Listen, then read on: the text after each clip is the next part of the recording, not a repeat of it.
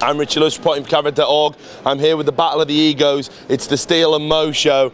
I'm amazed you two haven't killed each other yet. I saw you yesterday and things were getting a little bit hairy.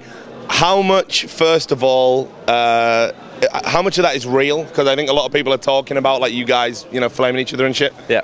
Oh, we're definitely we're bonding really well at this trip. So none of it's real. Anytime they hear us bickering, it's all in good fun. We're boys. I disagree. I hate his guts, and you said we're gonna keep it civil. Like, I don't. No, I'm kidding. Yeah, it's all in fun. We're just doing it for the fans, really. But we're really happy with each other. I think, for the most part, at least. Well, I said as well, like, that the team were getting an upgrade when they brought Mo in. No disrespect to Days, you know, if you're watching, but I just think Mo is, you know, an upgrade from him, especially at LAN. Again, no offense, Days. But what do you think of it? I mean, when you brought Mo in, was he honestly the first choice? He was my first choice, yes. We definitely needed, like, the not, like, afraid opper just to go in and single-handedly take rounds into his own hands, and that's what he's been doing. He had like 5 aces during like the 6 group play or 7, whatever the hell group play matches, and he was completely stat padding on all the teams. So as soon as I knew, like, I knew I needed his playstyle. I knew I needed his aggressive op. We have the passive op, and you know what? It's really coming together well, and we're doing really well right now with him. All right, well, let's talk about, first of all, the not so great, the German game. Germans beating Americans at LAN. I don't know what's going on. Mo, what's your take on it? I think this whole LAN is just upside down, to be honest. We started off, I think 16-4. It just hit us, like, didn't even hit us. So I thought we were already looking ahead, and maybe that came back to bite us, but we really didn't feel like we lost, like, that match. It just felt like we beat ourselves. But I'm hoping that we get to replay them or get back up there, because I know we can take them on every map, really. You know what I mean? But good game to them. You know, I'm happy that we didn't let that bring us down, because we've been just cruising through the lower brackets, and we hope to keep doing that. Well, the bit that I know you guys really want to talk about is the fact you sent Berry Games packing 9th to 12th. I don't think anyone saw that coming at this LAN. For you, it must be a bit of unfinished business because of stuff at ESWC, and I know you wanted to beat them. So tell me how it feels and what was going through your mind going into that game strategically. Oh, it feels great. Definitely. At ESWC, they only narrowly beat us. NBK made 2 huge plays, 1 versus 3, that took us out of the tournament, or not out of the tournament, but they put us against Seacrest, basically, which took us out of the tournament. And I knew that, you know, if they examined our demos, they knew what we were doing on Dust 2, they countered us perfectly, they played their game, NBK won those clutches for them. I knew that if we played them again in the finals of ESWC, or if we played them any other time, we are the better team, and I think they've downgraded since then. So I knew going into this event, we were going to beat them no matter what.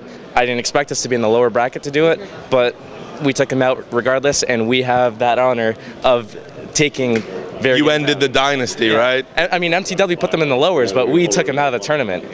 Thanks to MTW. I think I got to thank MTW a little bit. I told them multiple times. They're former teammates of mine, a couple of those players. So I told them, thank you for sending them to us. We'll finish what you started, and we did it. Well, I want to ask as well about, I mean, you played them out in France at LAN 79. Like, do you think that this is, you know, it was a lot easier this time around for you, or do you think they've got better, got worse? I mean, what is it? Well, LAN 79, realistically, we were just a complete mix having fun. I think we were probably drunk half the time, but we were just having fun, and we still took them like 9 rounds. And in my head, I was thinking, like, if I was on any of my like real former teams, I mean, in my span on CS, I've been on only 3 real teams.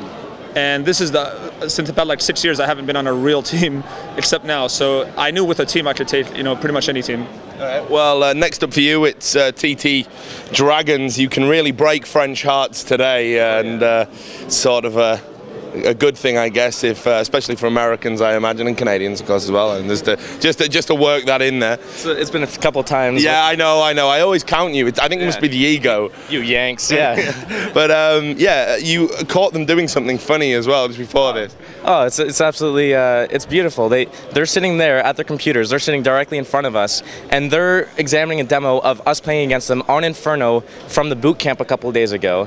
And they have 2 of their demos up on their computers. So we just go and stand behind them and kind of watch them, and then they start whispering to each other. They turn around, they turn off the demo so quick. It was.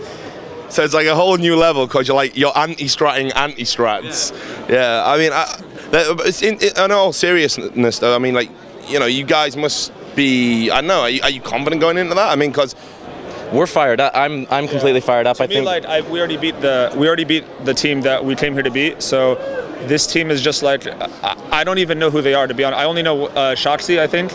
Who else? I don't know the rest. There's Smiths as well. Oh yeah, he was on. But like, I came here to win, not to beat great games. Yeah, two players can't carry a team, and we're a better team, I think. Well, I know. So. Well, while we're talking about carrier bags, I mean, while we've got you in, who are probably the stars of the team, I mean, I got to say something about Monty. I thought he was huge in that very games game. I mean, while you were on up and missing all your shots and CT up. I'll admit I missed a couple of shots, but you know. Yeah, you missed a couple every round, dude. I was watching it. If I'm able to miss shots and we still win the game, I know we could beat anyone. You know what I mean? But I thought you might want to give it up for Monty, because I think he's a player who's like really come along, and we said he was the one to watch at ESWC, and I think he's really validating how good he actually is. Yeah, well, he kind of technically, I guess, brought me into the game before he cut me from his team in like season 2 of ESEA, and right now it's on season 10, so it was a couple of years ago. I was on his team, and then we lost to XJO, which is now Dynamic, in the finals, and then they cut me, and then I picked him up in season 4 and season 5 I played with him at VSEA. So like we go way back. Of course I think he's good. I picked him up because he's good. Yeah. He's an impact player. All my teammates are.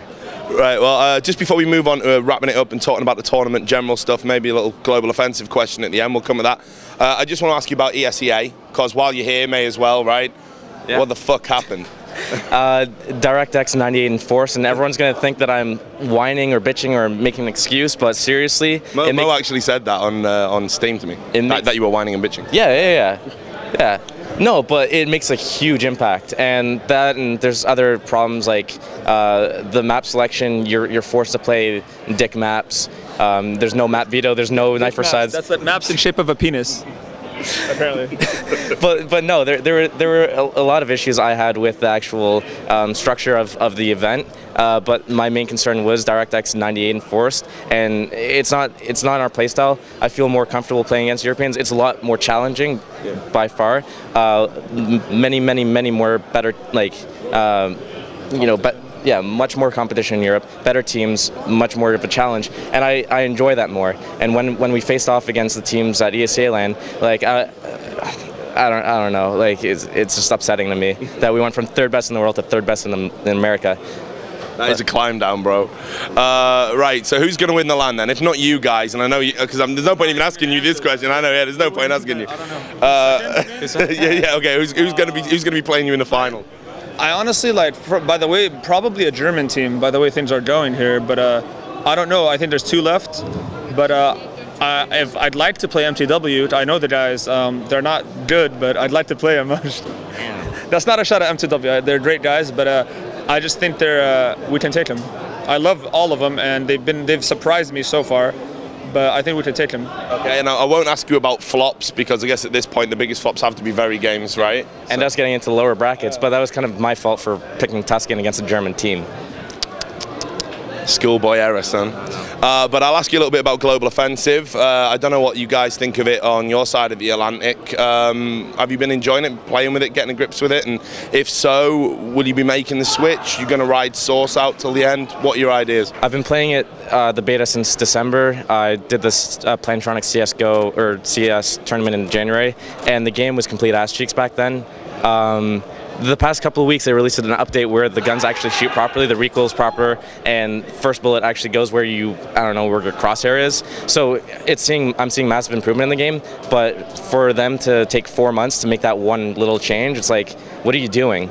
I think they should make it free to play, and I think that they should dump money into the game, and I think it could be a huge success, and it could really take off. I'd play it. I mean, if there's tournaments and stuff, I'd play it. I like it, but it's nowhere near Source in terms of like just competition wise. It's too random right now, but when they master it, I wouldn't mind switching. And a very final question, it's aimed at you, your good friend Poz, that's Trevor. He said, he just wanted to ask why you're so fixated on bulking up at the moment. Well, it's bulking season, guys. I have a couple months before summer, so I'll lean out. All right, well, there you go. Guys, honestly, it's great to see you at an event again. I think everyone was like really psyched that the Americans are coming back and the Canadians were coming back to a European event. And, you know, I hope you guys do really well. It's especially good to see you again. Been a long time, bro. All the people out there, do stay tuned to Kellerred.org. More interviews coming at you from Copenhagen Games 2012.